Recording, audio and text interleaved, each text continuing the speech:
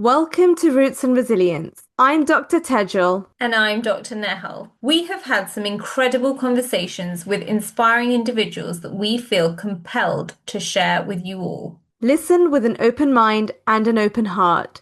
You never know, you might just pick up a pearl that might spark something in you. Enjoy. Great! So, welcome to today's episode. We are so excited to have the amazing Sharon Sondh with us today. She is the founder of Candlewala and she has created a purpose-led business and is here to tell us all about her story today. So, we can't wait to dive in. Welcome to the podcast, Sharon. Thank you so much. It is so wonderful to be here with you both. I'm excited to get started. Yes, us too. So let's roll it back all the way to your childhood or when you're younger. Tell us a little bit about little Sharon. So little Sharon was born in Scotland. I was born in Glasgow. I was raised in a suburb called Bearsden, which is a really nice suburb in Glasgow. I was very lucky. I was actually raised in a kind of joint family household. So there was 10 of us that lived in our house. So my dad and our entire family, and then my dad's brother and his family, as well as my granny and granddad. And that's not all. So next door, my dad's older brother lived next door with his six kids. So there was lots of cricket in the garden and yeah, lots of fun and just a big joint family living, and coexisting in the way that we did back in the 80s and 90s. Lots of fun, lots of noise. So yeah. I then I did all of my education in Scotland actually. We're very lucky because we get to go to uni and it all gets paid for, all of our fees in Scotland. And then I graduated in marketing and law, and that's when I moved to London and I basically started my career in marketing. So I'm now a Wow. marketing director in the corporate world. So that's what I do every day. Amazing. I'd love to talk a little bit about growing up in a joint family because that is really cool and something Tej and I have never experienced. And I'd probably say a lot of this today's generation, kind of, the millennials will probably never really experience. What are your strongest memories about that time?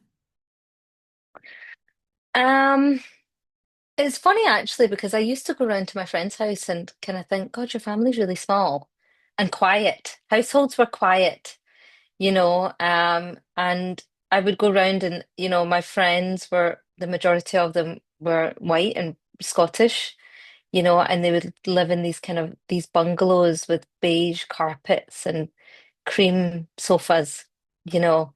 And that's the kind of environment that I grew up in. So it was very different compared to what I was used to at home.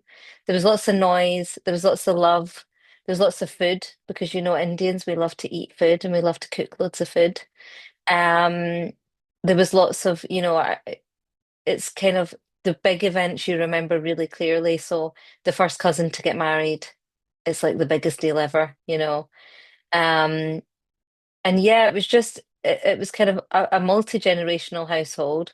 We all went to the same schools, which meant that, over a period of about 15 years, every teacher knew who the Sondh family was. They knew every member. There was always someone in the Sondh family in every class, every year. Um, but yeah, it was just a lot of fun and actually it felt quite different at the time. But looking back now, I wouldn't have had it any other way. How do you You think know, it's every shaped you, Sharon? how has it shaped me? I think it sort of instills a bit of confidence in you that you don't realize that you needed. You're kind of, you have to, there's a level of strength that you have to have. I was the youngest daughter, like cousin, female cousin, and my brother is the youngest boy cousin, Um, so there was a level of like you build resilience because you're basically being bullied by all of the 15 cousins that came before you. So there's a bit of that, and you kind of grow up and you see these people that are now hugely successful. They've got huge careers and they've all done different things. We've got accountants and salespeople and designers and just such a wealth people in HR and engineers, architects. We've got people across every sort of every occupation really, and you take a little bit from all of them, and you take a little bit of confidence from all of them, I think.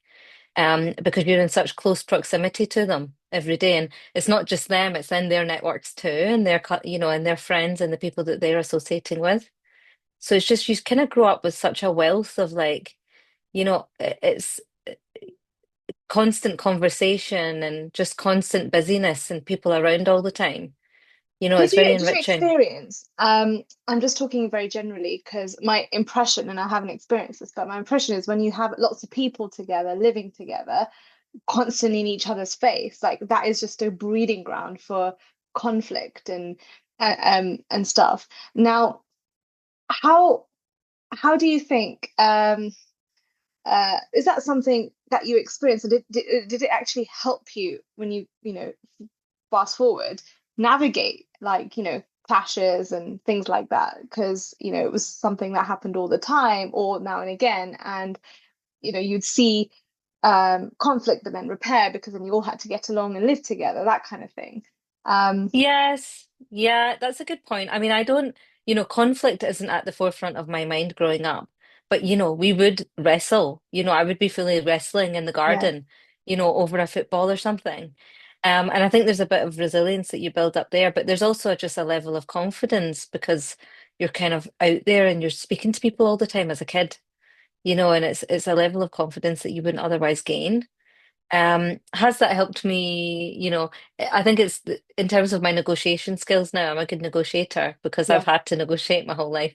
yeah, yeah, yeah, yeah. So what So actually, there's a this bit is of really that. cool. This is really cool, Sharon. What are your top tips for negotiating? I love how we're Oh going on a my little like goodness. tangent. We I will know, come we back. If you really had to are. give like one top tip of negotiating, what would it be, Sharon?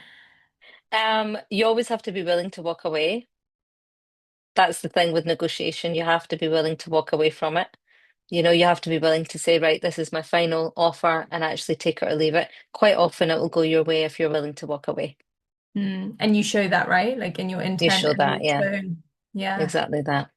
that's Yeah. amazing. So tell us about your move from Glasgow to London. How did that feel for you? So it actually happened.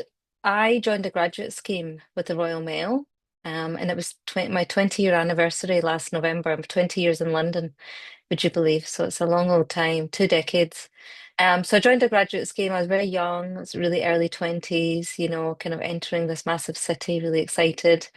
The transition was interesting. So, I grew up in Glasgow in a part of Glasgow that just predominantly white, honestly, and all of my friends were white.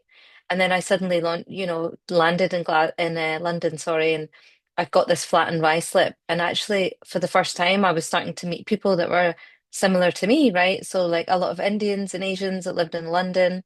So it was very different. It was like, okay, and that was the first time that I actually had friends that were not white, believe it or not. It sounds crazy. It sounds crazy. It's like, I was in my early 20s before I had my first Indian friend. So that transition was really good. I finally felt like I was at home in a weird way, even though I wasn't at home. I was away from home. But I felt like having people around me that kind of were just more like me, Hmm. made me feel at home, at home with them, really. And then I kicked off with work. I've always been quite into my job, so that was a really easy transition into work.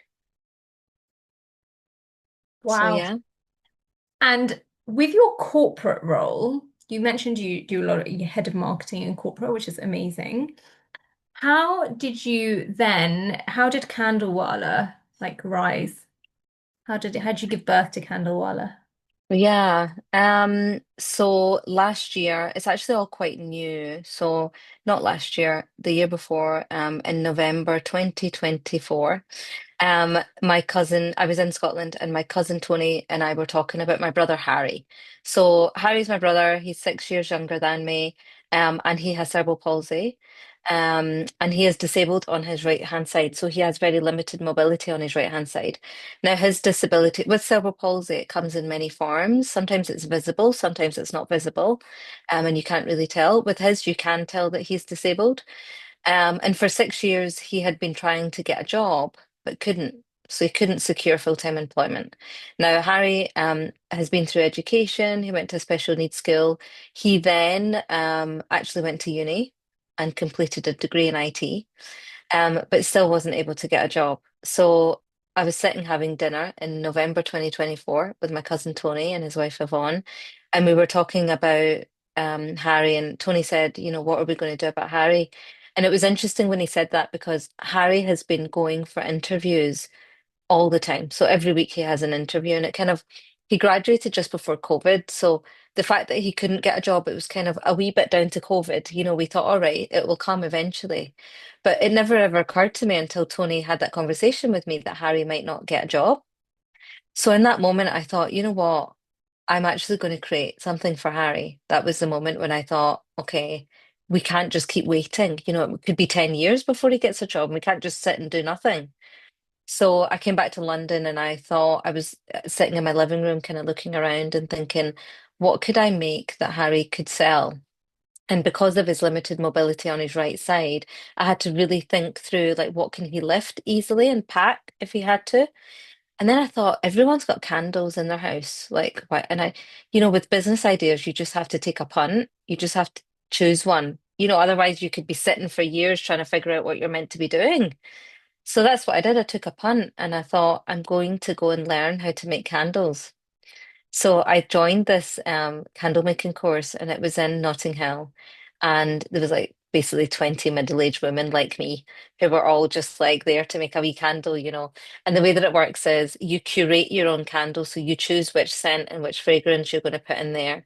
And then they pass it round when it's made and you tell your scent story. So there was a lovely woman next to me who told her scent story, and her candle was tobacco and orange, and she named it the Malcolm after her dad, her late dad, who passed away.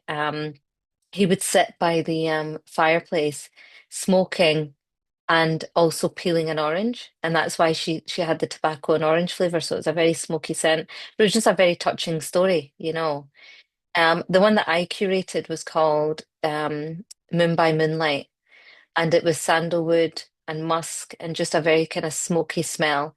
So I talked about the fact that it reminded me of traveling in India, and being in the smoky streets of Mumbai and having a drink outside with my friends on a rooftop terrace somewhere, and just that really nice kind of almost sort of that really smoky Indian smell that you kind of get in India. And then in that moment, I kind of thought, nobody really makes Indian candles. No one's really doing that, Indian scented candles. Um, and that was it. So I came away from the course. I went home and started to mix up some scents that smelt like stuff that we're used to from our childhood. So, the brand is really built on nostalgia. So things like Nimble Pani, pistachio kulfi, rose faluda, garam chai. The stuff that you come home from school and you can smell it in your house. It fills your home. So I started mixing up scents. I had 6 scents to start with and then gave them away to people, got some feedback. What do you think? And then I mixed up 60 and started to sell them, and they all sold out straight away. And then I thought, okay, I think there's something here. So I built a website, and basically we launched last May. And the whole purpose of it is basically to create a job for Harry, which is what we've done. And Harry now packs all of our candles, packs and dispatches them all from home in Scotland. So that's That what is he does. amazing. What a Yeah. story, Sharon. And just to backtrack, you were doing all of this alongside your full-time job. I was, yeah. And you Yeah. went on this one course, and then you supposedly had all the apparatus to kind of experiment at home with the Yeah, I different just did sort of it. scents and Yeah. stuff. I did it in the utility, yeah. So you have to like equip yourself. They teach you the basics, Yeah, and then they're good. They tell you where to get all of your oils from and where to get everything that you need. So off I went. I just went yeah, home, ordered everything, yeah. and I thought, okay, what would and I work in marketing, so I kind of know how to curate a brand and bring a brand to life. So that bit I Yeah. understand. I thought, okay, if I was to create sense stories and take something from that workshop that I did, what would I create? So, and I was thinking about, when you're in India and you're sipping a nimble pani and it's boiling hot, and there's no better, that first sip that you have that's just bitter and a wee bit a bit salty and a wee bit sweet, so I kind of started to just think of these scents in my head. And, so the Nimble Pani one is like lemon, lime, and mint. I've got some mint in there. And I just, yeah, just started to like But create some candles. how do you, excuse my ignorance, but how do you, so this idea of a scent that you had in your head exactly as you described, how do you translate that to Mm, actual, like an actual yeah. thing in a candle? Like, is it So literally you, trial and error? yes, exactly. It's trial and error. There's a percentage of a candle which is a fragrance oil. And Uh-huh. that is what that it's the oil that you're mixing in order to curate the scent that you want to curate. That's how a scent comes together. I see. And Wow. I just, Sharon, it's just incredible. It's such a moving story. And Thank it's you. just, I think your drive is commendable. And it really is a purpose-led brand. And it's amazing that Harry has a job now. Is he enjoying it? how has Harry Yeah. the whole thing? Yeah, we've been quite lucky actually because there's little things that have happened for us along the way that have just been absolutely amazing. Lots of brands have got in touch. We've had a bit of press. We were in Asian Voice within our first month. They wanted our story. We've been in the King's Trust magazine. Anita Rani did a video of us, like for us. She was lighting one of our Diwali candles. Can I Can just I just There's say, mention just Tejo, Anita Tejo Rani? is I am her obsessed number with one Anita fan Rani. now. I love her too. I don't think you love her as much as me. I could not believe that she was holding my candle and lighting it, and she was getting ready for the Pride of Britain Awards. I will send Oh, you the video, Tejo. was You're she gonna wearing the be red shocked. dress? I can't remember. Yes, I Yeah, think she wore the big pink one. or the pink one, the big pink one. Yeah. Oh Wow. my Yes, gosh. Anita Rani, yes, if you're listening to this, you have some incredible fans who we literally know do. your wardrobe and where you're going and what candles you're lighting. I know, it's so true. But Um, yeah, so we've had some big moments. So we joke now because I always say, Harry, you're just like famous. People will see him and he's like, oh, they're like, oh, he's the Candlewala, because they've read our story somewhere.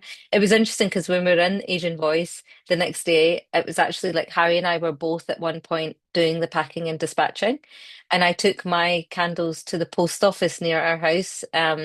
And basically the post office guy was like, were you in the paper last week, in the Asian paper? And I was like, this is really funny. He recognized me from the Asian Voice the week before. right. So is So it just Wow. you and Harry in the business?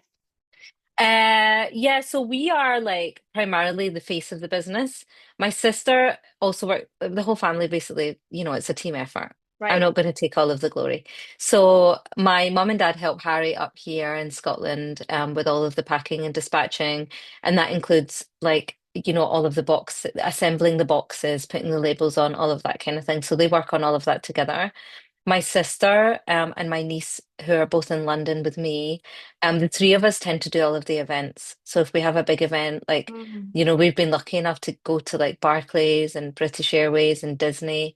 They've invited us to their Christmas markets for their employees. So the three of us do that. My sister's also an accountant, so that is really useful when you're running a small business to have an Mhm. accountant in the family. So yeah, it's a team effort, honestly. But It's how all do of you us work. scale it so quickly? Like, I can understand if it's it's a side hustle that you're doing, okay, orders, do them as they come along. But like you guys are like everywhere, like in the sense you've got a lot of press and PR and you're out and about. And how do you manage all of that? How do you juggle all of that, like time wise, but be also just like yeah, like how do you scale it when you've got a full-time job? It's challenging, I'm not gonna lie. I'm working all the time. I'm working because I work full time. So I'm working full time. I work 9 till 6 and then I'm up early, I'm in the gym, but I'm always just kind of writing my next post or, I do stuff into the evening. And I think, people are very overwhelmed by having a side hustle. There's no, you can just go at the pace that works for you and works for your family. The other thing is, if you just focus on making 1% of progress every day, it's not about boiling the ocean. It's just about doing something every day that gets you towards your goal. Honestly, that's all I've done. I Hmm. commit to doing one thing every day, and that's how I've done it. So whether that's doing a video, if you look at our Instagram, Harry and I are on our Instagram and we're active on Instagram. So it could be just me doing one post, one video post while I'm walking the dog or whatever it is. I just, my goal is just to make 1% progress a day. I don't try and do too much. Mm, It's not physically possible to do too much. mm, And it's overwhelming, mm. Yeah, you know. yeah, it is. But I think that's yeah. How did you first get off the ground in terms of you saying, within the first month you were in the papers, like how did you get that exposure? yeah, that's a good question actually. So for me, I had to, I work in marketing again, so I've got the benefit of having a 20-year marketing experience. Mm, So for me, I had to think, okay, who is my target audience? So my target audience is really clear. We're going after, I would say, 30 to 50-year-old Asian women who like nostalgia and that like feeling at home. They might be missing home a wee bit. If you're from Kenya or India, then you might be missing home. The majority are female. We do have men who buy candles from us as well. So then I had to think, okay, well, these people, they have to have a certain level of income. Where would they all be located? So the first place I went was Professional Asian, and I signed up to a Professional Asian membership.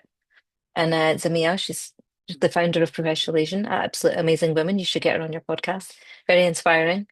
And what Professional Asian allow you to do is actually post one day a week and post about your brand, and it becomes a channel, a sales channel for you. And that's what I did. So it's a Facebook group. I started to post one day a week, and that's where I got the most traction initially. And then it just spiraled from there and So it's increased from about there. being really clear, right, of where you want to go at the beginning, and then being open to all the opportunities and things that happen along the way. Yeah, the first thing you need to do is be really clear about your audience because mm, I could sell, everyone buys candles. I could sell them to everybody, right? But if you choose a niche, grow in that niche and then look at going to the next niche and widening your audience and widening that reach.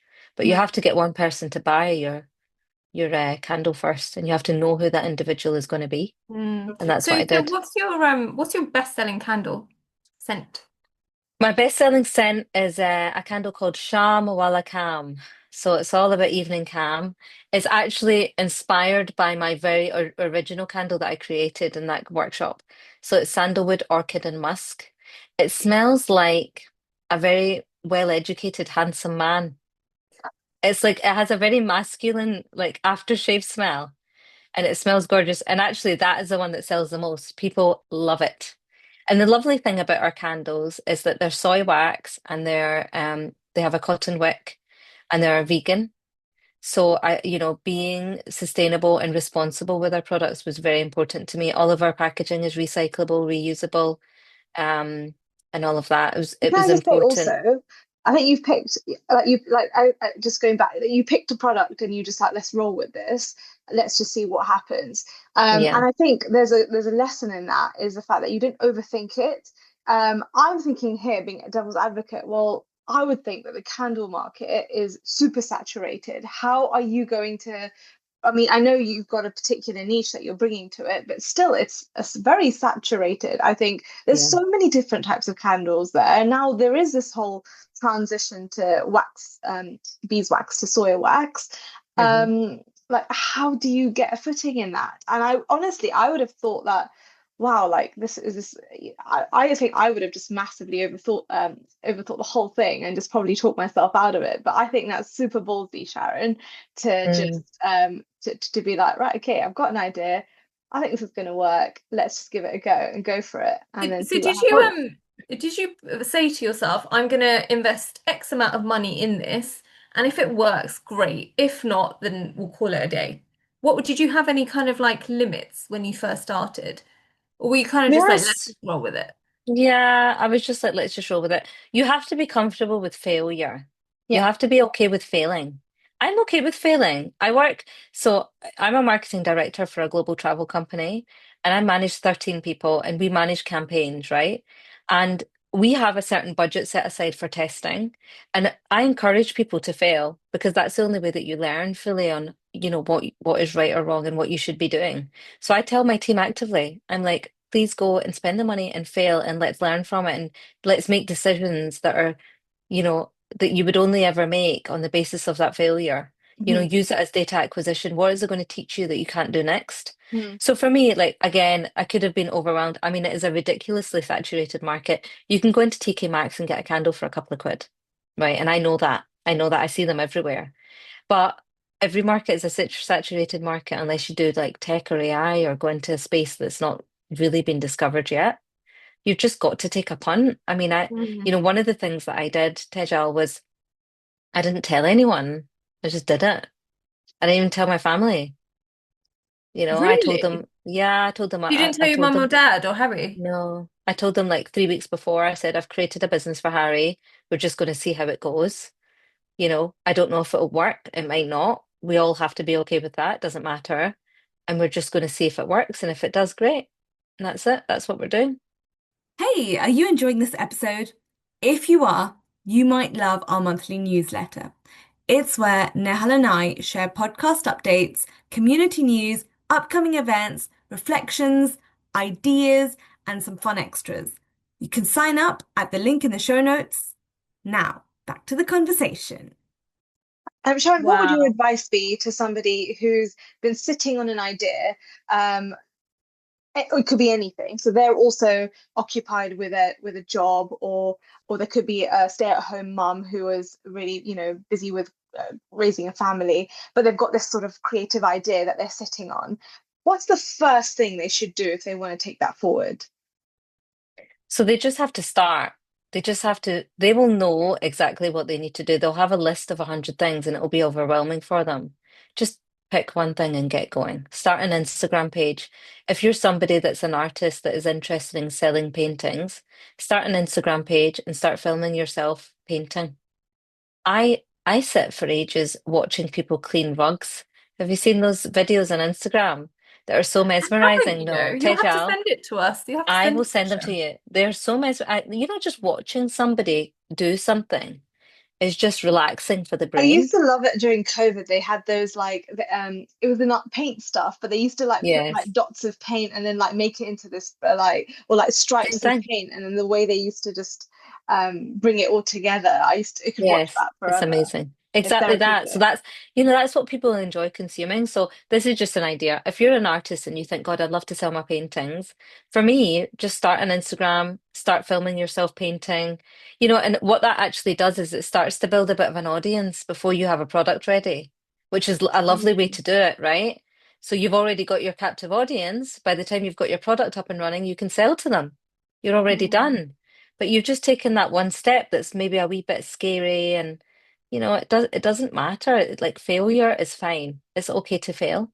I think that's You really just important to emphasize, yeah. But Because I think Sharon, I think you're really rare in that. I think a lot of people don't embrace failure the way you do.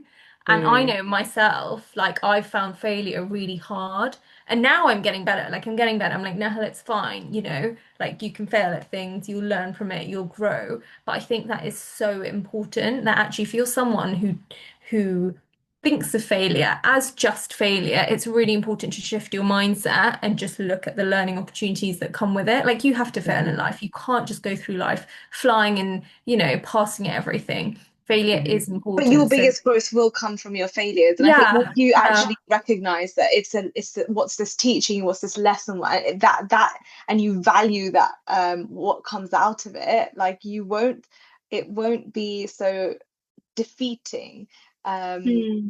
when So it happens. Sharon, how do you set a price point for your candle? You have a sister who's an accountant who can help you do that, is what you do. Basically, I'm not a huge numbers person, I'll be honest. That is my sister. I'm the creative. I come up with the ideas, I figure out how we're going to sell. I do all of that. She is the person that keeps us right in terms of like, is this the right price point? For me, there's a lot of luxury candles out there. We are in an economy at the moment where people don't have a lot of spare cash. They don't. It is a cost of living crisis and people are cutting back and I had to be very cognizant of that. Um, Ultimately, I wanted the product to be the cleanest product that we could ever make, but I didn't want to feel like I was overcharging people. It is priced perfectly for what it is. And my sister helped us to achieve that Hmm. price What's your point. vision for Candlewala? I would like to, there's a couple of things that we're doing. So I would like to explore favors for weddings. I was Um, just thinking of that at the beginning. Oh, I'm yes. so glad you said that. Yeah, Yeah, so cute, we've cute. we've pulled together some gorgeous favors, which are, we can make them very bespoke for brides and grooms and baby showers and things like that, bridal showers and all events. So that's one thing that we're doing. We are we're exploring a couple of other product extensions. So diffusers is something that we're looking at right now, just because I think that people really love diffusers. If you're a candle person, you're going to be a diffuser person too. Ultimately, I would like to get to the point where we are, like it's bigger than me and Harry, and we can start to employ more people with disabilities, and just give them opportunities that they wouldn't have in other places. So that's the goal. Just make it bigger and employ more people. It's That's like a bit of a beautiful. social enterprise, I guess. Um, Yeah. Yeah, it's it's kind of giving them proper employment, right? yeah. Is what they deserve. They deserve to get paid a full salary. They deserve to, have a position and have all of the same opportunities as the rest of us. Hmm. 24% of the UK population is disabled. It's like we can't, that is it is our nieces and nephews and our daughters and our siblings and so many people that we know that are not just they're not getting a seat at that table and they are not given the same opportunities as we are. And it's deeply unfair, you Mm, know. And I wish I'd thought of the idea sooner, to be honest with you. that's Yeah. insane. Oh, That's so love cool. it. I love Love these it. stories of founders, of builders, of people, Yeah. literally building from the grassroots up. And I think, I guess in a past life, I used to be so afraid of. It used to seem like such a big thing in my head that if you wanted to even build like the tiniest thing, like it's like it was really over amplified in my head as this thing that was probably way unachievable or out of reach for someone like me. But actually, I've come to realize that you can build anything, and then just by virtue of building this podcast, which is a passion project, we don't know where it's going to go. We're really excited about where it could go, but it's that whole almost like you're giving birth to something. I don't have kids, neither of us Mm, have kids, but like it is like it becomes your child that you're I nurturing and love that. growing, and it's Hmm. such an amazing and fulfilling thing to do, especially when it's something aligned with you, who you are, and you've got a very strong why, a reason for doing it as well. It must Yeah. be fulfilling, I suppose. It's so Oh, fulfilling. And it's interesting what you said there, Tejal, like that whole someone like me. Like who is someone like you? Do you know what I mean? And why do you feel like you didn't deserve to be here doing this? Because you do. Absolutely you do, you know? yeah, no, I never actually. I think it all comes down to self-belief, Totally. and self-trust and self-efficacy and all of those things. And Hmm. I think things that yeah, I think once I kind of got that under my belt, Yeah. honestly, the world is You can yours. do anything. Yeah. Absolutely. Yeah. Just do that And first thing. and also I think when you detach and you get rid of the fear that what if this could go wrong? What if I earn no money from this? Like, just you just keep things really simple. You've always got your job to fall back on. It just makes things so much more accessible. And I think what's so Yes. beautiful about Candlewala is your intention and purpose. And I just think that story is just wonderful, like so Thank you. wonderful. Yeah. What was Harry's reaction when you kind of told him that, I'm gonna create a job for you? He's excited. He's always excited. He wakes up with purpose every day, and he wakes up with Mm. something to do. And it's kind of, it, it's the whole thing. It's like taking the parcels to the post office and chatting to the post office guy. There's so much more involved and so many more interactions available to him now every Hmm. day. He goes to the temple on a Sunday and someone will say, "Oh, I read your story. I saw your story on Facebook. I think it's great what you're doing." So it's just the whole thing for him is just it's just so much more enriching, you know, um, which has just been great. He's really enjoying it. I'm really enjoying it. I'm having a great time. We have a great time. Do you ever as a take a family. holiday then? Can you ever take a I holiday? know. I did actually. So I was tired by December and I took 3 weeks off and went to the Philippines over Lovely. Christmas. And then I actually took off, like, off as in the Candlewala. I took off most of January because I was still tired when I got back. So I promised myself that I'll start being more active from the 1st of February. So this is my first podcast of the year and I'm very excited to do more. But the 1st of February was when I thought, right, okay, I've had my break now and I'm ready to get back into the swing of it. But good for you. Good for you for calling it and saying, listen, Yeah. I'm tired and I need my break. I think that Yes. is this is the reality You also, the have other to. side. I mean, the You amazing, need to. the stuff that comes along with it. That's all exciting and fulfilling and all the rest of it. But at the end of the day, it's your blood, it's your sweat, it's your Mm, energy going into this, as well as your full-time job and looking after the people, having quite a senior role in a corporate company.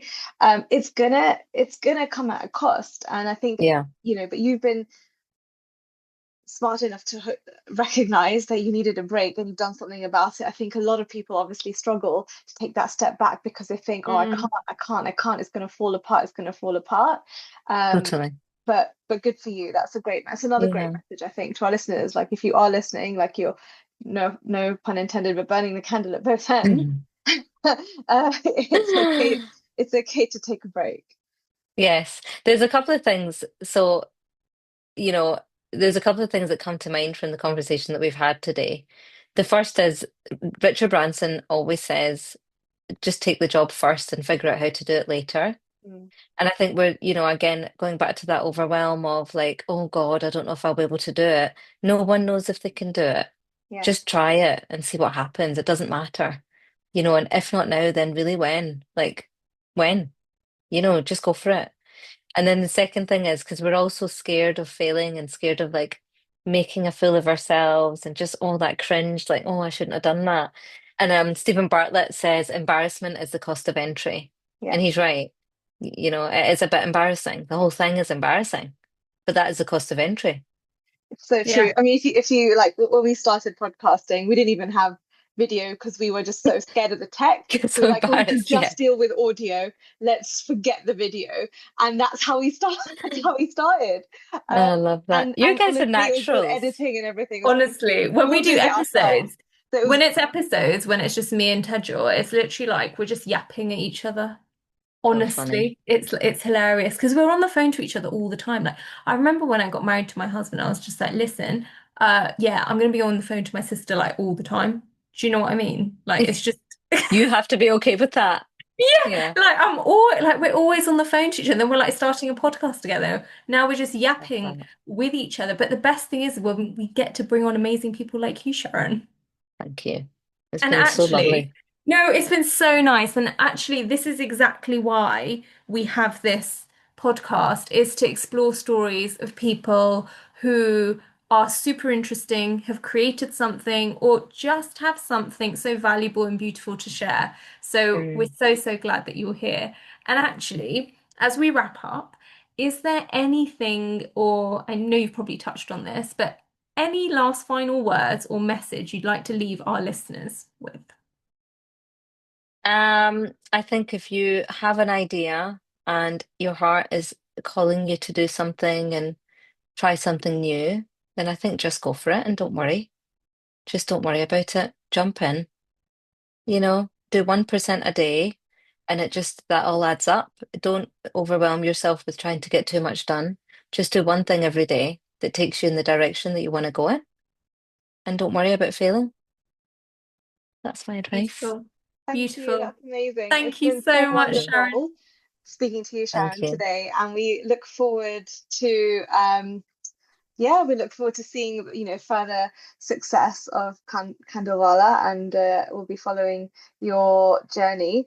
And if Anita Rani happens to cross paths, please invite her onto our podcast. I will. I will tell her all about you. And thank you both for having me on. You're such naturals at this. Your podcast is fantastic. Keep doing what you're doing. You're great. You're great at what you do. So please keep going. And thank you for having me on. It's such an honor to be here. So thank you. Thanks for tuning in. If you enjoy this episode, don't forget to hit follow on Spotify or Apple Podcasts and to hit subscribe on YouTube so that you never miss a new one. It really helps if you rate and review the show, and if you found this episode valuable, share it with a friend, family member, or colleague. We appreciate your support and we'll catch you next time. Bye bye.